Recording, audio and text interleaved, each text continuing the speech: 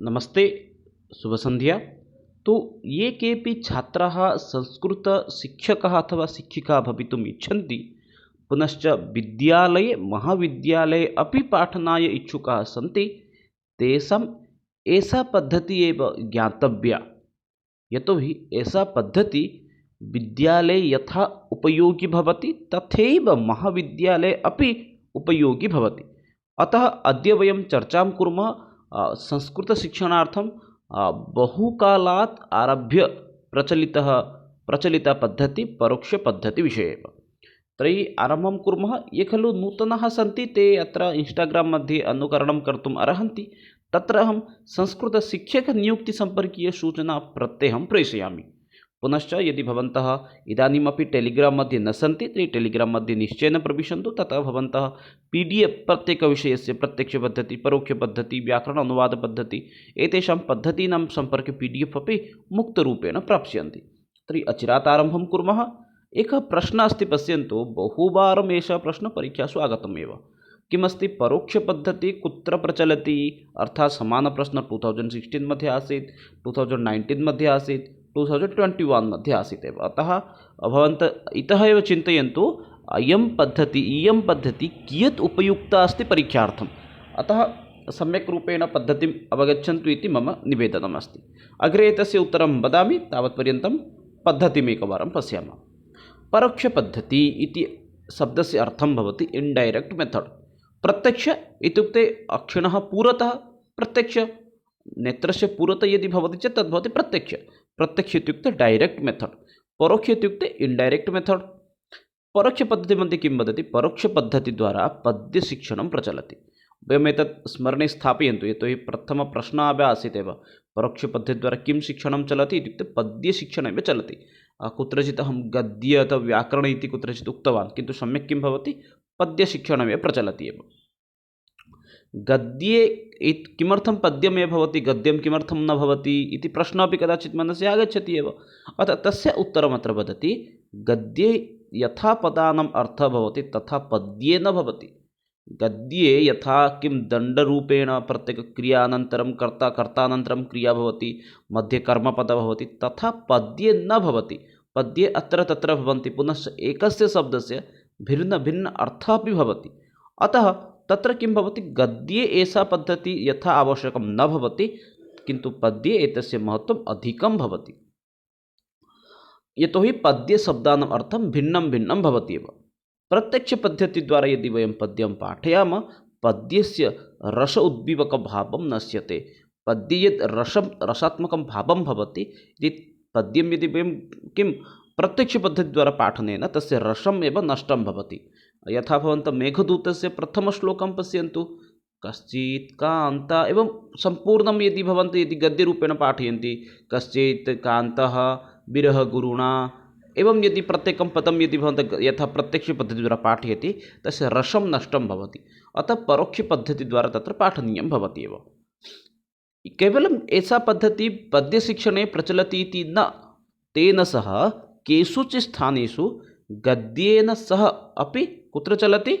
यद्यपि पद्यक्षेत्रे अधिकाधिकं भवति, तथापि अतिरिक्तसाहित्यं, पुनश्च नाटकम्, इतोपि निबन्धं, पत्रलेखनम् इत्यादि विषयं यदा भवन्तः पाठयति तस्मिन् स्थाने अपि परोक्षपद्धत्याः प्रयोगः भवति।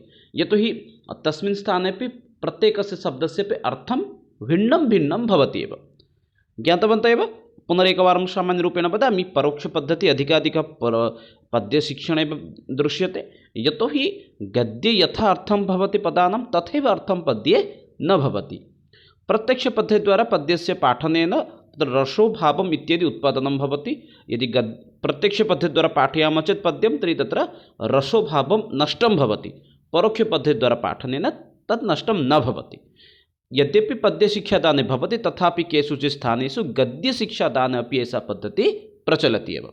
यथा अतिरिक्तसाहित्यं, नाटकं, निबन्धः, पत्रलेखनम् इत्यादि स्थाने एव। एतस्य उद्देश्यं किमस्ति? न, उद्देश्यं भवति स्मरणशक्तेः, चिन्तनशक्तेः अभिवृद्धिः।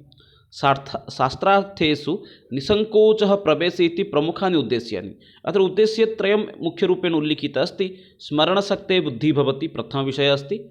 परोक्षपद्धतिद्वारा पाठनेन स्मरणशक्तेः वृद्धिः भवति, छात्राणां चिन्तनशक्तिः अपि अभिवृद्धिः भवति।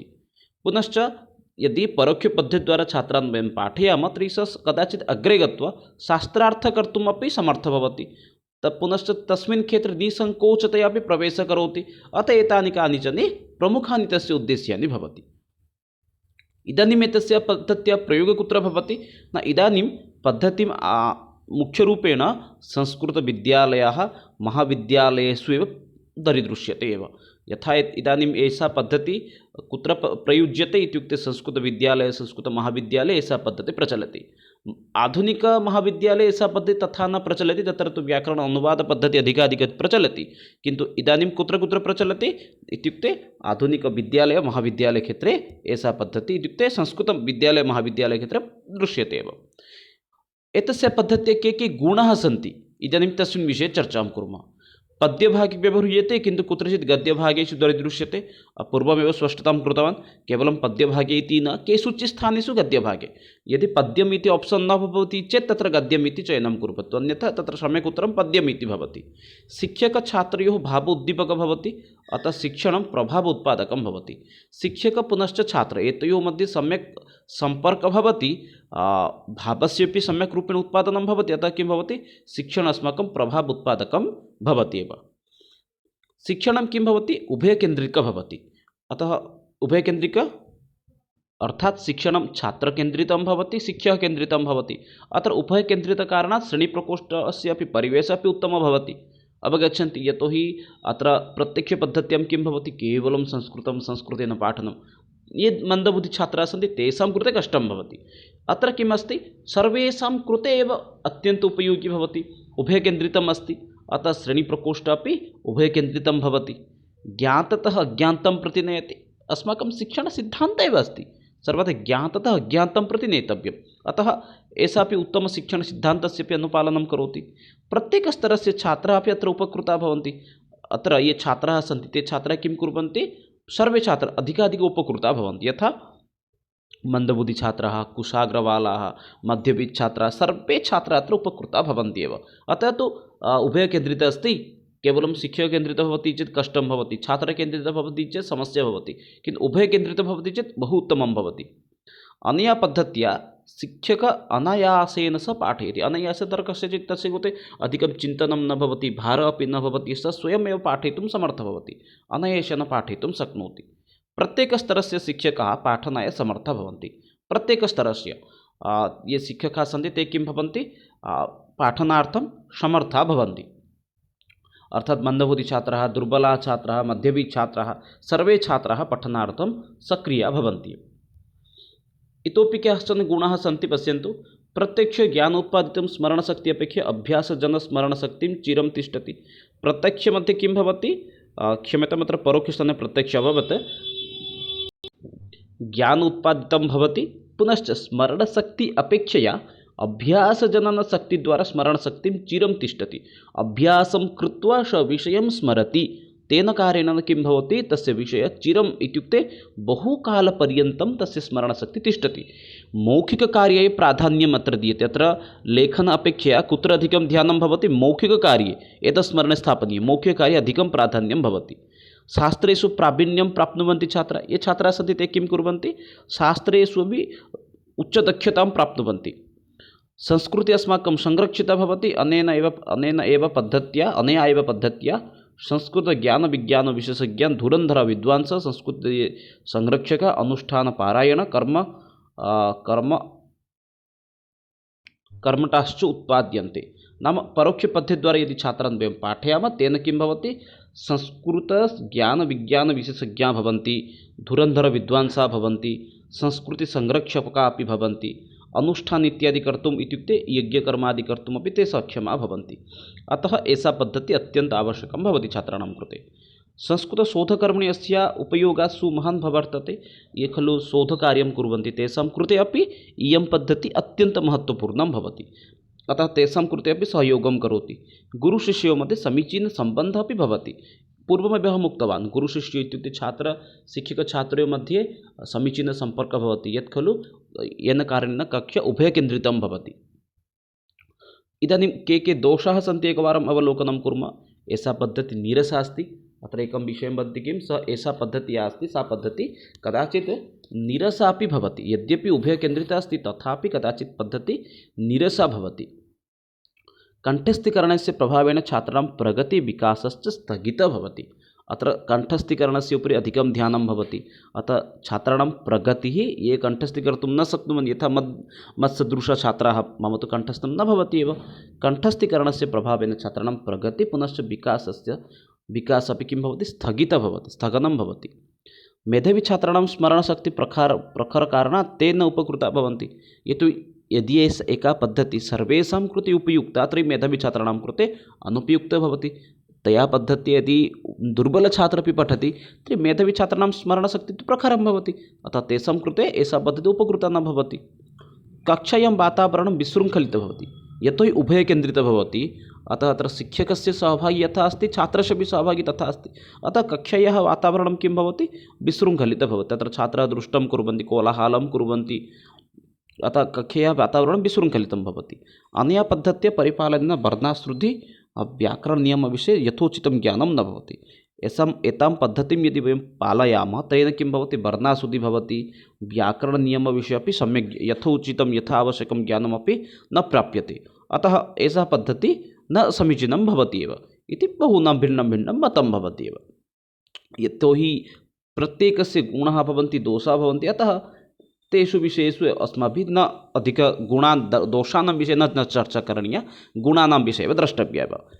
पद्धतिद्वारा पाठनस्य मुख्यतः कः लाभः? अनया पद्धत्या ये विद्यार्थिनः सन्ति ते अपि उत्साहेन, अत्यन्त उत्साहेन पठन्ति। छात्राः तु उपकृताः भवन्ति, तेन च विद्यार्थिनः अपि उत्साहेन पठन्ति। किन्तु इदानीम् एषा पद्धतिः सर्वत्र पुनश्च किं भवति, ग्रहणयोग्या भवति। यतोहि छात्रोपयोगी अस्ति, शिक्षकोपयोगी अस्ति। अतः सर्वत्र अपि एषा पद्धतिः सम्प्रति ग्रहणयोग्या भवति।